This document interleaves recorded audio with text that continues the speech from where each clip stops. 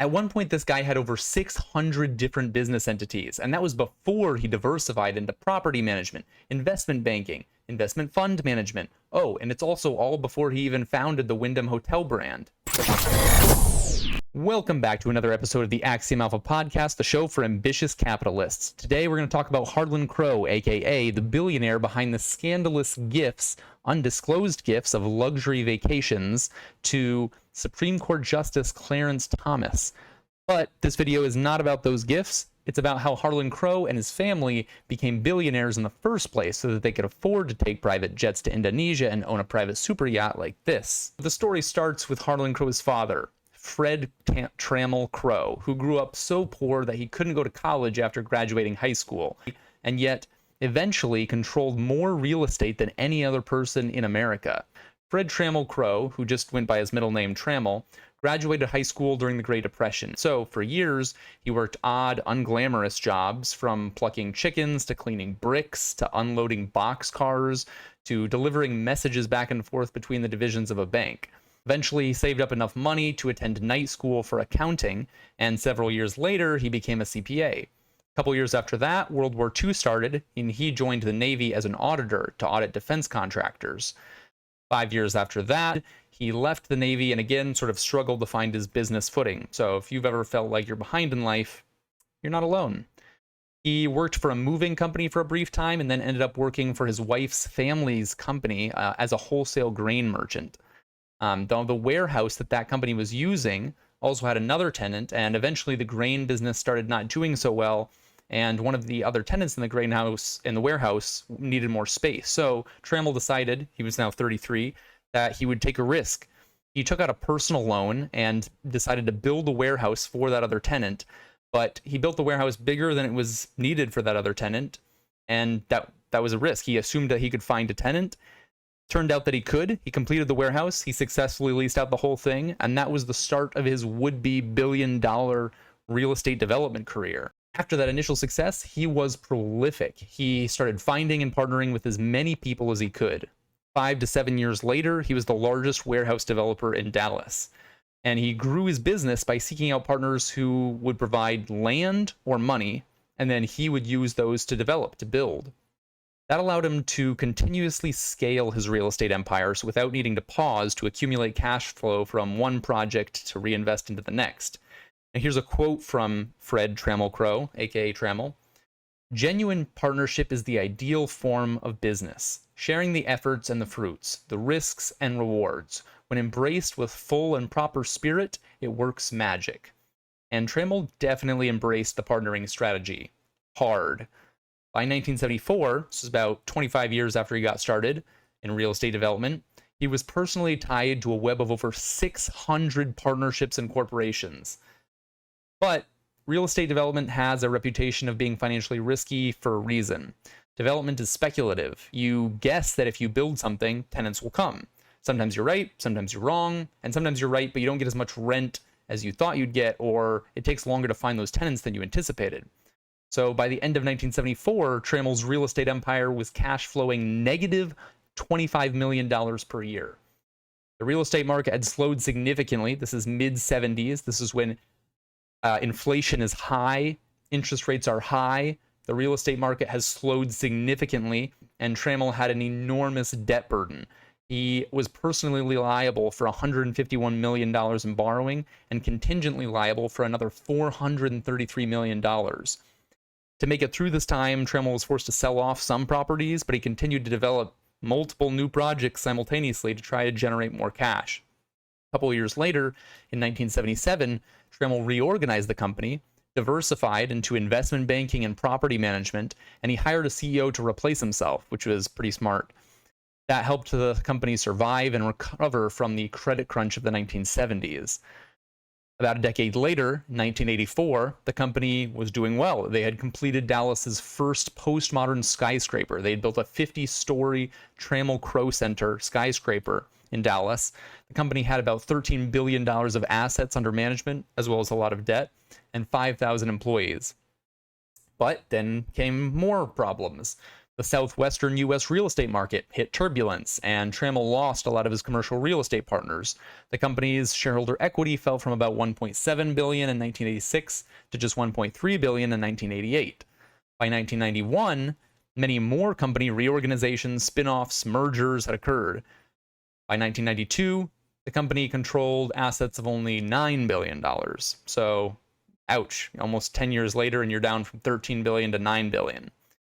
The company was the largest real estate services company, though, still, and provided property management, facilities management, construction, development, asset management, real estate brokerage services, aka selling real estate, and leasing and marketing services for real estate, property managers, condo associations, etc. A couple years later, 1994, finally, Harlan, the son of Trammell, who we started this article talking about, the guy who was giving Supreme Court Justice Clarence Thomas luxury vacations, finally comes into the picture. He became the majority shareholder of the company. Part of that was from gifts from his father. Part of it was from working and sort of getting shares, getting equity distributions for his work at the company. A couple years later, 1977, the company, the main company, which a lot of the other companies had been consolidated into, which was called the Trammell Crow Company, IPO'd, and it had the stock ticker symbol TCC. It was publicly traded for about 10 years until 2006, when TCC was acquired by the CBRE Group, which is a massive real estate and investment conglomerate that's about, I think it's ranked 122 on the Fortune 500. Oh, and parallel to all of this, Trammell also founded Wyndham Hotels in 1981, and so over time that grew and also generated a lot of wealth for the Crow family. Fast forward, nowadays, Crow Holdings. The Crow family money has been organized into a new structure, Crow Holdings. The old company, TCC, still exists as a subsidiary of the CBRE Group. A lot of that money, when that company IPO'd, a lot of that money went back to the family, who then reinvested it into other real estate ventures. So the Crow family now has some trusts, some investment trusts, as well as Crow Holdings. Now, Crow Holdings is sort of the main endeavor, and previously, Harlan served as the CEO. Now he's just the chairman of the company. And the business has two main business segments. One is real estate development, focused on industrial and multifamily. In fact, exclusively industrial and multifamily. Two, real estate investment fund management, with a focus on institutional investors. And the company's real estate funds focus on industrial and multifamily investments, some of which they purchased from their development side of their company. And the company also pursues an interesting niche portfolio aggregation strategy. It will curate, buy, and aggregate small assets in a particular niche, like convenience and gas stores, which it's leasing out under a triple net lease, or manufactured housing parks. Once it has accumulated a large enough portfolio in that niche, it will then sell it off to institutional investors. So buy up a bunch of small assets of the same type, aggregate them into a single portfolio, sell it off to institutional investors. Pretty nice business. Interestingly, the business philosophy of Trammell, sort of the patriarch of the family, was interesting. He said, here's a quote from somebody who worked with him. They said, "Mr. Crow changed the landscape of the way that real estate business is done. If you look at the people who grew from within his organization and all the companies they went on to create, it's a culture that you'll probably never see again." And what he's talking about here is that Trammell focused on people. The company TCC had an internal university which it used to train its employees, and employees were encouraged to grow professionally and even leave the company if they wanted to.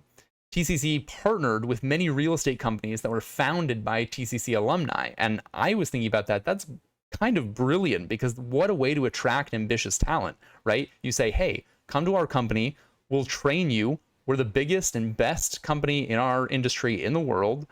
We'll train you. And if you want to leave, go for it. Take on more risk, and we'll partner with you.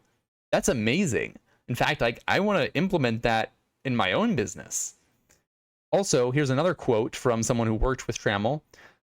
"I reported directly to Trammell Crow in business for about a year, fresh out of college. Accelerated real estate 101 on steroids, like I never learned in college. He was quick to make decisions involving dollar amounts above my comprehension at that time. He stressed the importance of always being a man of your word and to do business on a handshake. He also made it a point to teach me as we went along. He would always make time for me on a personal level, something I did not abuse but was very appreciative of. He was clearly an intense thinker. You could walk into a room and ask him a question, and after standing there silently in deep concentration for about 30 seconds, he would look up and answer as if no time had passed. So he also went further. He was kind of a bit eccentric. It sounds like he had good management skills, good people skills. He was almost hippie in some ways, yet staunchly conservative in his advocacy for taking personal responsibility for one's life. So at one point, he gave a speech saying that his biggest secret to success was taking complete responsibility for everything in his life. At another point, he gave a speech where he said his biggest secret to success was love, the most powerful force in the world, and it will do more for us individually and as a company than anything else we can do. So that's his hippie side. Overall, it seems like there's basically three keys to success that Trammell has here. One is partnership. So he partnered with people who had money, land, resources. That's how he grew. Two was to take complete responsibility for everything that happens. He said that if you do that, not only will you do better, but also people will want to partner with you more. And three was love. Little wish-washy, but love the people around you, treat them well, and your business should thrive. So that is the story of Fred Trammell Crow, father of Harlan Crow, who is now being criticized for giving gifts to Supreme Court justices, or a Supreme Court justice. And to be fair, it's not actually him that's being criticized for that as much as the Supreme Court justice himself for not disclosing that information. Interestingly, I think Harlan is being made out as sort of a very conservative person, yet their company does a lot of ESG investing. Harlan's father was involved in getting some sort of, I forget the name of the bill, but it was a national bill to get trees planted along highways. And also the company, as set up by his father, and something that continues to this day, is they're big into trees, planting a lot of trees. So he's not entirely the conservative monster that he's being made out to be. Now, importantly, unlike most videos on YouTube, Axiom Alpha videos are not actually free. I work for you, putting hours of research into each video, and each video costs 0.99 like button hits, which most people round up to 1 button hit. Now, this is a gentleman's understanding, since you're on the other side of the screen, so obviously I can't check that you've paid the price of 0.99 like button hits, but that's why it's called the gentleman's agreement. We rely on the honor system. So please, remember to abide by that agreement. Everyone's doing it. And if you're feeling generous, subscribe button hits are great tax-deductible tips.